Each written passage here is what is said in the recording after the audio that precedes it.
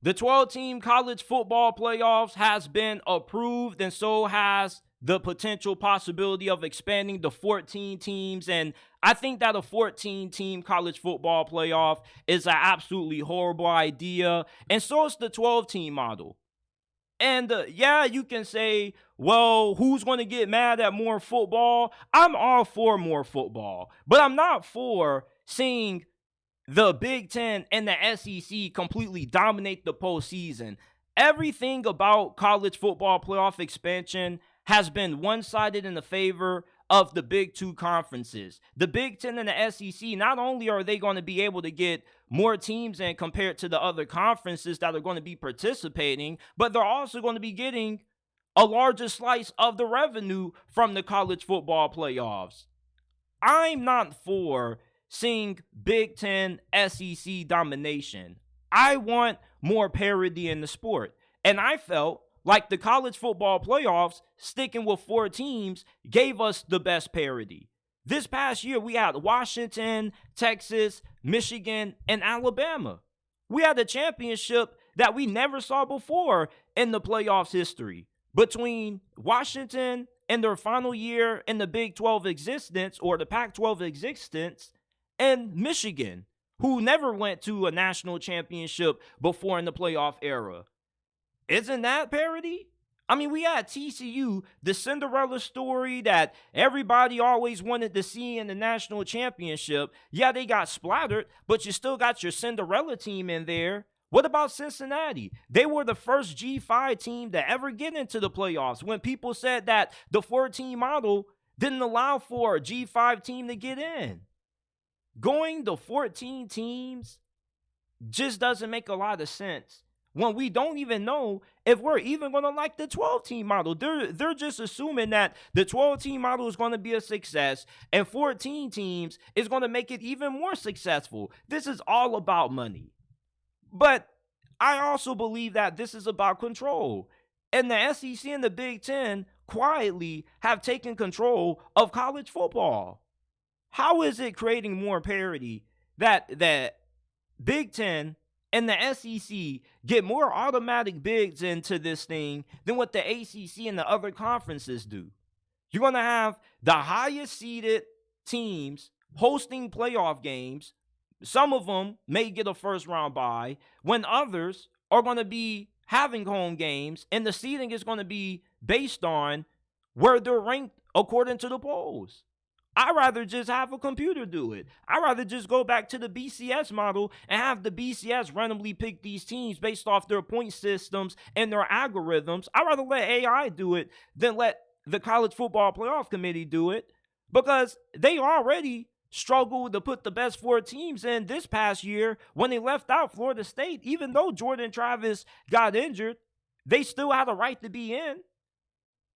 I mean, having the committee try to make a decision with 4 teams and then you expanding it to 12 and 14, you think that's going to make the problem any better? Because there's going to be teams that are going to get left out of the 12 and 14 playoffs, and people are going to say, we need to go to 16. There's already people saying we need to go to 16. There's people saying that we need to go to 24. Hell, my homeboy told me we may just need to go to 64 altogether, make it like March Madness, and they want to change March Madness. They want to add more teams to March Madness. Like 60-something isn't enough already.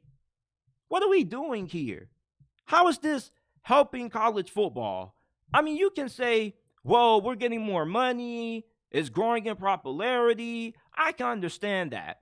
But as far as trying to even out the gap between the Big Ten, the SEC, and the rest of college football, I don't see an expansion of 14 teams or 12 helping the solution or helping the problem.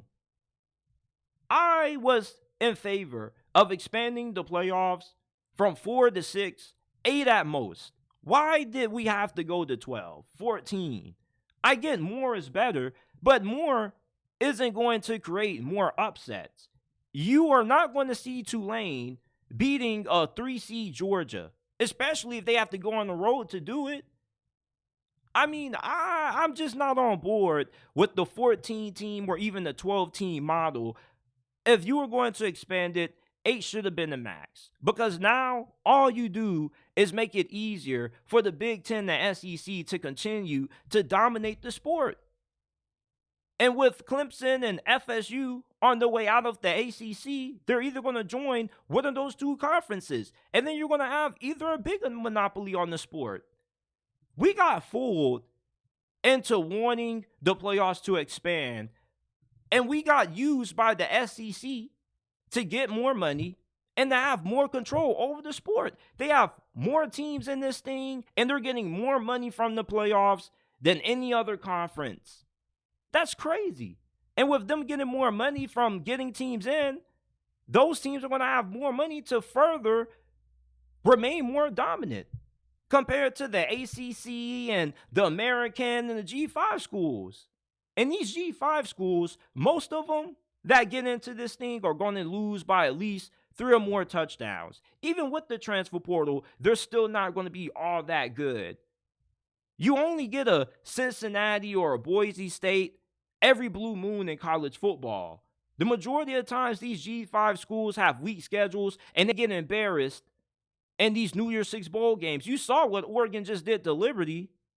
And Liberty was the wrong G5 school that they put in that game. They should have put SMU in. The American is a way stronger conference than what? What was Liberty playing in? The Sun Belt? Conference USA, I believe they were playing in the Sun Belt. So, I mean, the 14-team playoff model was just greed and just the SEC and the Big Ten finding an opportunity to just have a firm grasp on college football. Because now we're not going to get a lot of parity. We're going to see different teams from the SEC. Maybe you're still going to see your Georgias and your Texas get in every year. You may see it flip-flop every once in a while, but you're going to have mostly the same Big Ten and SEC schools getting in.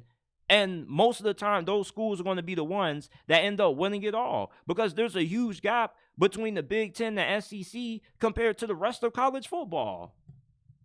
Does it piss you off how much you pay for your monthly phone bill? Why are you getting frustrated when our partner Mint Mobile has plans as low as $15 a month that give you unlimited talk and text on the nation's largest 5G network? Stop getting frustrated with how much you spend on your monthly phone bill and go to trymintmobile.com/JTSports and description and pin comment down below to get access to premium wireless for only $15 a month. That's only $15 a month. Switching to Mint is easy. It only takes 15 minutes to do. If you're pissed off with how much you pay for your monthly phone bill, switch to Mint Mobile today and go to trymintmobile.com/JTSports in the description and pin comment down below to get premium wireless for only $15 a month. Stop getting upset with how much you spend on your monthly phone bill and switch to Mint Mobile today. So, the 14-team model, to me, is just a horrendous idea, and I'm going to be excited to watch it, but just thinking about the future impact that it's going to have on college football is only going to lead to more expansion. It's going to continue to water down the regular season, and I just don't know what college football is becoming anymore, but I know it ain't college football anymore. I pretty much feel like I'm about to be watching NFL 2.0. Am I wrong? Because that's pretty much what college football has turned into, with the playoffs being so large, the transfer portal being free agency. You're watching another version of the NFL just on a different day of the week, on Fridays, Thursdays, and Saturdays, and not Sundays and Mondays.